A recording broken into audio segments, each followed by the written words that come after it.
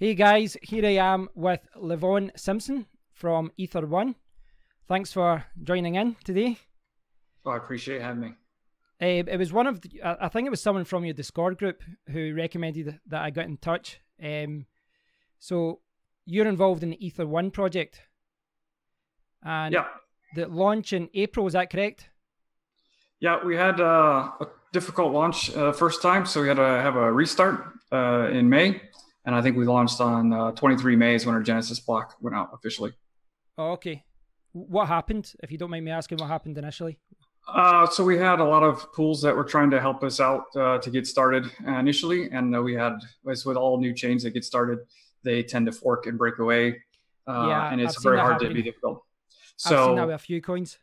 right. So in order to avoid some of that, the developers decided to try to manage their own pools internally, along with the one or two small pools to start. And then we got the chain stable. And then from there, I think within 15 or 30 minutes after the chain being stable, then we opened up the repository to all the other pools to come online. So, and then within 2 weeks, we took down the developer pools, and now we're completely running on community pools.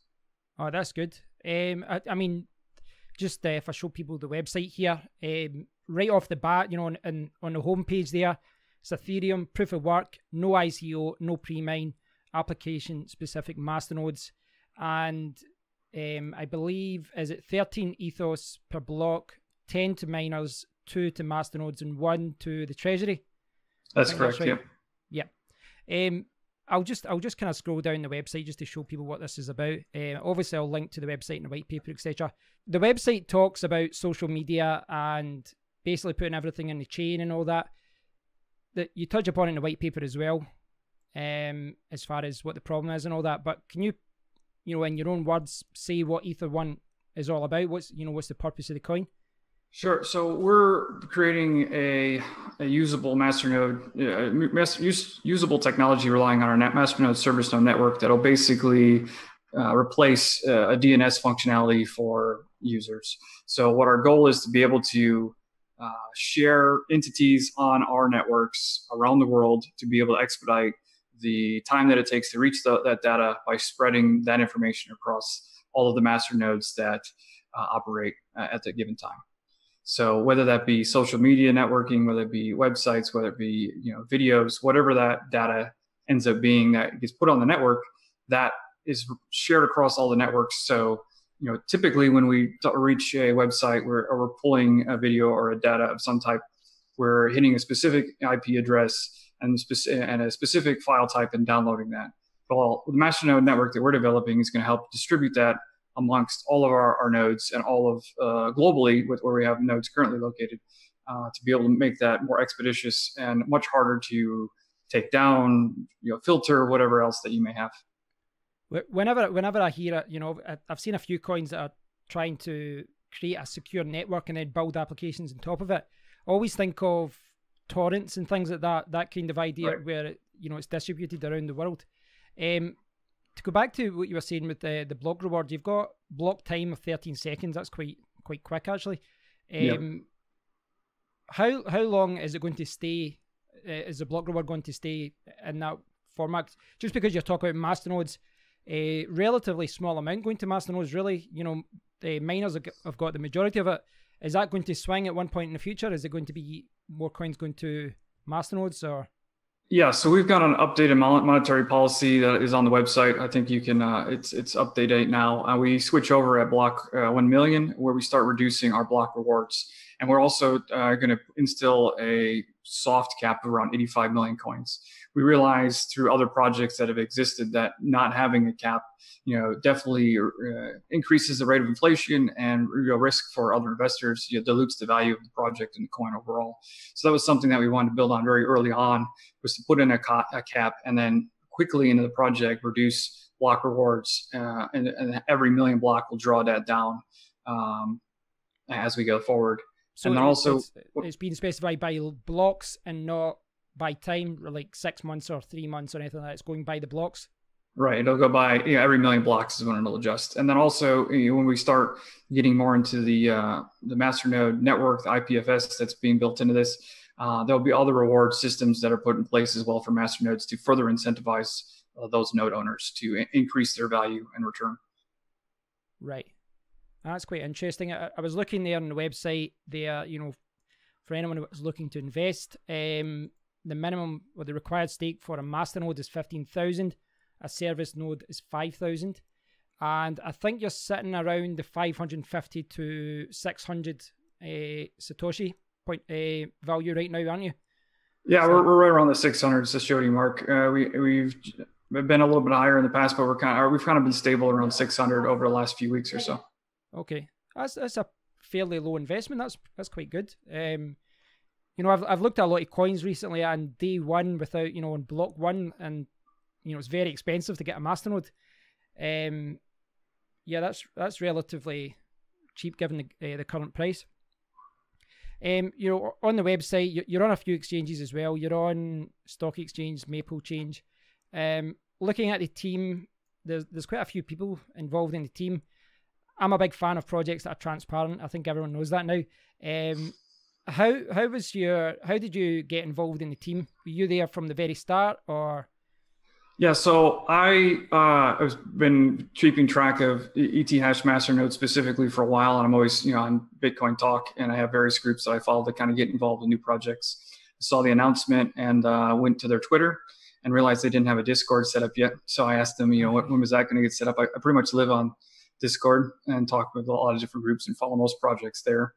So they set one up, and they were looking for community managers, and I was in there before we launched the chain and helped manage the community and deal with some of the issues that came up so the developers could kind of keep going on.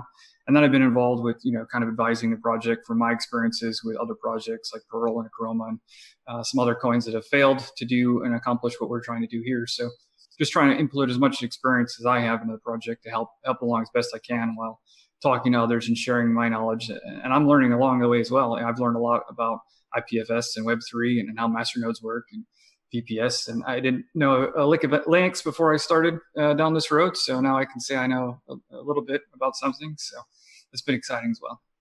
Yeah, I think you need to know Linux if you're going to run a masternode. You touch upon a very good point there, though. As far as how important community is, because I've seen a lot of coins, and I've seen a couple of coins in the launch, and the admin developer isn't anywhere to be seen in Discord, which I guess you could say, oh, okay, that's good. They're working on the code, but when you've just got a lot of people interested to mine the coin and no one's answering any questions, the project quickly fades away. Yeah, and that's been a big concern of mine. The projects that I've had is that there's been projects that the developers went away for a few days or a few weeks, or they'll pop in, they'll say a few things, and then they'll pop back out. We don't have that case. I mean, with our coin, if you ping a developer, you're going to get a response back, within a couple hours, at the most, or you can get a hold of me or Fallen Gravity is another one of our monitors. And we're keep trying to add more people on to help out as best we can as we kind of grow this thing, because we are getting more people looking at the project and getting involved, and we want to be able to help people get involved in masternodes and learn about what we're doing and trying to keep our white paper updated and adjusting the roadmap as things develop, because we want to be as transparent as possible. We've all seen and experienced coins that hide behind avatars or usernames or all these different things. And, our team's not like that. We were very upfront and focused, put our names and pictures on the website right away. We're very easy to get a hold of on various social media platforms. So if anybody has any questions anytime, someone's always available to answer those questions. Yeah, that's good. That's good. Yeah, just looking through the website, I like the website. It's a really nice design. You've got I was quite impressed with the number of pools you've got. If I look at the number of pools you've got here, you've got quite a lot of pools there right away. This is something I see a lot of coins, there's only a few different pools, but you seem to have quite a lot set up already in Europe and in North America. Yeah. Without giving too much away, from a mining perspective, is this a good coin to mine right now as far as, ethash goes? In this environment where everyone's making very little from a mining point of view, but so completely understand that I am biased and partial to this project, but full disclosure, I do own a Masternode, and on other projects, I own a Masternode of Chroma. I've been involved with Pearl when they started out, so I've taken a look at all the different projects that have been out there, and I stay very in touch with those communities and voice my complaints and opinions with things. And I feel like, Ether-1 is definitely one of those projects that we've always hit our benchmarks that we've set for ourselves. We've hit every roadmap mark that we've set, either on time or ahead of time. We've got a lot of projects in development that other projects or other coins don't have. So I think that at this time, I would say, yeah, absolutely. Ether is definitely something to take a look at. But like all projects, do your research, look at what we have to offer. If it's something for you, definitely help buy in, take a look at it, talk to us. I mean, we'll answer any questions you have. We'll help you get set up. Our Masternode setup is probably one of the easiest I've experienced by far. I mean, like I said, with my background, not knowing a lot of Linux or how to set up a VPS or anything, I think I set mine up in less than 5 minutes. So it's just a couple quick scripts and you're good to go and running. So that's pretty good, because I think that is one of the stumbling points for a lot of people who want to host a Masternode. I know a lot of people have said that about Zencash, for example. I think it's a good project, but one of the criticisms a lot of people say is that their Masternodes are quite difficult to get set up, as far as, it's quite technical and you need to follow a lot of commands and all that. I've seen someone else talking about it as well. I was talking to Bishoy from Equipool, and he said that sometimes if it's too simplistic, as in one click, you don't, it's kind of restrictive as well, like you can't fix things. It's trying to find that happy medium, because I think you do need to make it user friendly for anyone who wants to invest, because you can't assume everyone's got a technical background. Right. And I think that's one of the big things that we've been looking at is when we have a lot of discussions about where the project is going, user interface is one of the big things that we talk about. Like, how easy is this going to be for the users to be able to operate? Started with the nodes. We want to make this as simple for people to operate as possible without making it that, like you said, that one click where anybody can do it and they're in and out, taking nodes up and down constantly. That's no good either. So we want people to, be able to accomplish it with a fairly simple ease of use, but not so not so simple that, we're making it very easy where people are buying in and buying out, cashing out constantly when you're just taking profits, those kind of things. And that goes also into the advanced IPFS network that we're establishing too. We're making a lot of headway in trying to making that as user friendly as possible. So it's something that anybody can access and play around with and upload and download things from very simply. And if you can link to our ethofs.com, that's where our testnet is currently running for IPFS. So we've got a small promotional video that we've got up there now, along with a further description of what we're doing. So what's the address? I think I checked this out the other day when we were chatting. Is it ethofs.com? So it's ethofs.com. I think, I've got it. I've got the and that site's running on our 5 Masternode testnet right now. So if you ping it from different spots around the world, you'll see that you're hitting different servers, and those are some of our Masternode servers that are currently operating, and all of that content's being delivered via that platform currently. So this is kind of like a cloud-hosted website, essentially through the network. Yeah, essentially that's what it is. It's just kind of a proof of concept idea that we put together to kind of show that, we do have the chops to make this work, and it's just some of the some of the stuff that we may be able to do with this in the future, and just kind of, like I said, a proof of concept more or less. Yeah, I mean, I've been chatting to some people about this, and I think the important thing is to get the network up and make it secure, and then you start deploying applications. Would this be one of the first applications you would deploy, or you're looking at, it sounds like you're looking to do quite a lot of different things, social media, content, and, a range of different things? So it all revolves around this basic concept of being able to host data on our Masternodes network and system. So whether that data be a social media site, whether that data be, a video content site, or whatever our users and community members decide to do with it, that's really up to them to decide. We're building the technology and putting the work in to make it safe and secure and reliable, and the users will really kind of take hold of the reins and drive it from there. It's interesting. I like the idea of this. It's because one of the criticisms I have of a lot of new coins is to have masternodes, but they're just there for show. Yeah, there's no utility, and that's one of my biggest criticisms of Masternode projects. They're not secure on a network, or they're not, actually used for anything.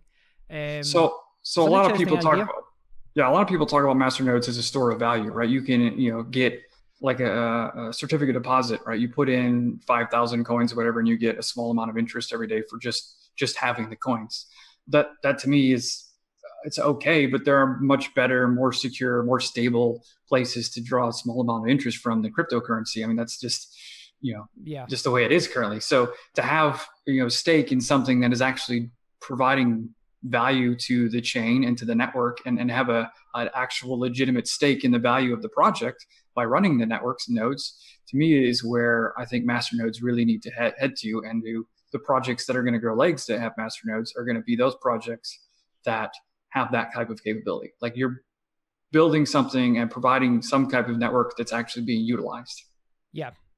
This has been one of my criticisms of masternodes. When you look at a lot of the white papers of these, I can't even call them coins, like Ponzi schemes, essentially. I actually had a few conversations with them, and they said, check it out. And I said, your white paper doesn't tell me what your coin does. It's got 10 pages of masternode profits. But the problem with all those coins is that, you'll break even like 2 weeks, which is ridiculous, because then you've got a members only club with, like 100 people with coins, but then no one can get in because the block reward is down now or whatever. And then all the people in the members club want to break even, so they start selling all their coins, and then the price crashes, then everyone leaves. And again, it comes down to what you said, it's a masternode for show rather than having any functionality. Yeah, and I've seen a lot of a few of those projects that are exactly like you said, and those are the ones that frustrate me the most, because I want to get in a coin that I can CPU mine or GPU mine very early, and try and get as many coins as possible to run a node and help the network out. And then I'm running 300 mega hash. I don't have a big farm that I can get in and get thousands of coins in a few hours or a few days on a new chain. It's going to take me a while, and I need to be able to know that if I'm going to put that kind of time and energy and effort into it, that I'm not going to be left out in the dark when their proof of stake comes up, and then I'm holding 20% of a node's value and I wasted a week or two of mining. Yeah, and you can't get your return back because all the people with masternodes are selling all their the coins they're earning. Right. And I've been caught in a few of those, and I'm very cautious now with getting into new projects like that. Yeah, it's like I still don't have a masternode. This is something I'm hoping to do in the next month. I'm going to do some shared masternodes and maybe set up one myself. But it sounds like you've got a lot of experience in this area as far as for other coins, setting them up and playing around with them. That's so my background is I started Bitcoin mining back in 2015. I bought a couple U3 Antminer U3s, and then I moved into an S3 when those were like $20 on eBay before the surge came up again. So I've been around in cryptocurrency for a minute, and then last summer is when I really started getting back more into ETH, built my own rigs. So I rode the wave all the way up into the heyday of Bitcoin and the 20K madness. Yeah, and saw all the euphoria and hysteria that went with that. And now I think what we're kind of in is this, everybody's kind of doing a lot of self-reflection of where we're at now. Yeah. And I think masternode projects are really something that people keep gravitating to because they have, I can replicate both of my rigs with 2 masternodes on Ether-1. Yeah. And all I'm paying is VPS fee. Yeah, this is something that appeals to me as well, because you're sitting with a lot of equipment in the house or your property somewhere. It's burning a lot of electricity. And then there's someone with a masternode and a $5 hosting package that's getting the same return as you. It's interesting, the way that it's going to go. To go back to what you're saying, one of the waves that you were saying last year was Ethereum, and you guys are using the same algorithm. You're using ethash. I actually think that's quite a smart move, because from a mining perspective, there are ASIC miners for ethash, but they're not killing. It's not like Ethereum, or it's not like one of these other algorithms like Kryptonite. Ethash, I think the Bitmain one. What is it? 190 mega hashes. Yeah, 180 mega hashes, and I think they were initially selling them for about $800. So, but now they're like over 2,000 in the resale market. So I can build a rig that does over 180 mega hash for around the same price, and I'm not locked into one coin, right? So my rigs, I think there's some new ones coming out as well, though. I haven't seen the new ones yet. I'm not up on those yet. So there's one coming out, I think. Have you heard of in Silicon? I think they're releasing one, but it's like 800. But when you actually look at the cost, and then you think, well, I could just buy some used AMD cards and NVIDIA cards and have pretty much the same hash rate. So maybe we proved wrong, because ASIC mining FPGAs they're coming out quite a lot right now. There's a new one out every few weeks. But as it stands right now, ethash, yes, there's ASIC miners, but it's not like it's unfair to GPU miners where ASIC miners are getting 100 times. Right. So yeah, it's a smart. I think the big thing to consider with ASIC miners is, yes, they're easy to use for a lot of different algorithms, and like you're saying with ethash ASICs, they're going to be very easy to use, which is great to bring more hash rate to the overall Ethereum network. Yeah. But when you're looking at buying AMD cards and NVIDIA cards on the resale market, there's some technical expertise that it requires to go into setting those up properly and getting the most efficiency out of those things. And that's where being involved in coin communities can really help you overcome some of that. I've built rigs personally, and a lot of our community members have built rigs and can help run farms even in some cases. So if you're looking at that route or trying to explore that, being involved in a very active community, that's obviously we're going to be kind of skewed to our own project, but I've helped people set up coins and masternodes and other projects before, and I have no issues doing that again. But just getting involved in various communities that are open and communicative and helpful and have developers that are around is, it goes back to what we were talking about earlier. It's very important to have active communities. Yeah, it's you're right what you're saying. I don't know if GPU mining is going to become more niche over the next few years, because I was saying this, if you had the money today, what would you buy? Would you buy GPUs? Would you buy an ASIC miner or an FPGA? Would you buy a Masternode? But there's a lot of people that simply don't want to get involved in GPU mining, from a time point of view, a technical point of view. But was this a consideration near the start of the project as far as getting the support of miners, as far as building a community?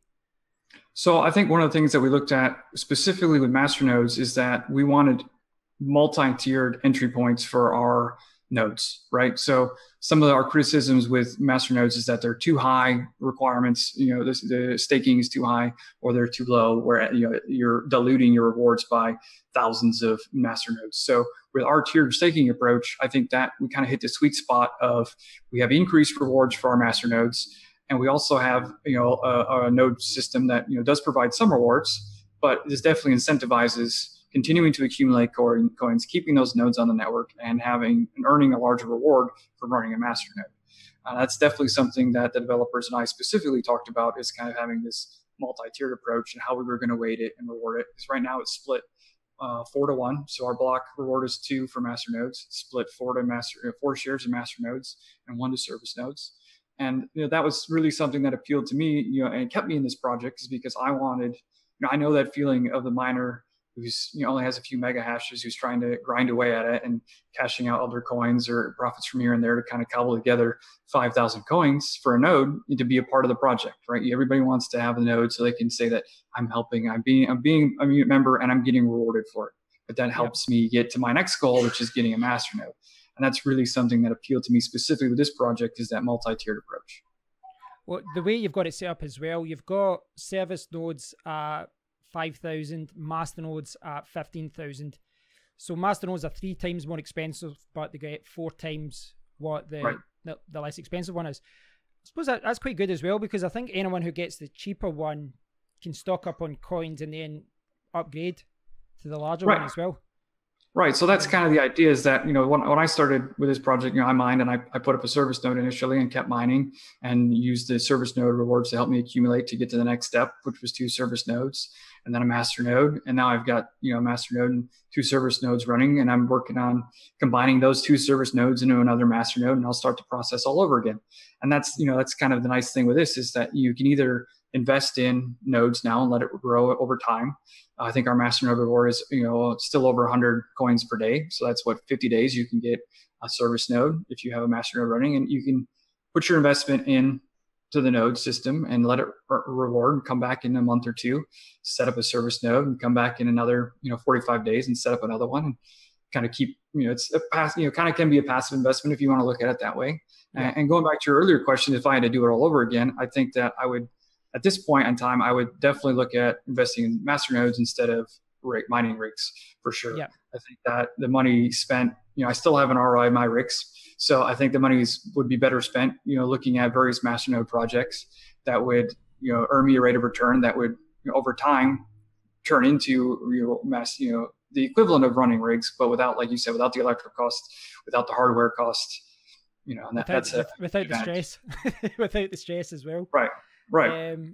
Yeah, I mean, actually, I just realized a couple of hours ago, I've got 3 of my rigs on HashPower, and I realized one of the rigs had been down. I didn't get a notification of it, and I was just sitting, like, what? But I did a video earlier today. I was chatting to my friend yesterday, and he's got like a mixture of 1060s, 1070 Ti's, 1080, 1080 Ti's, but he's thinking of selling, a good 10 to 15, 20 cards. And basically just because of the mining returns right now, I think for a 1060, he was saying, after electricity, he's making like 15 pence per day or something, which is that sounds about right. Absolutely depressing. And a 1080 Ti isn't much better. And he sent me a link today, he said 1080 Ti 250 by Christmas, because there was a Vega 64 for £450. And I remember this in February being sold at $1,000 and everyone was fighting to get it. Right. So there's a lot to be said.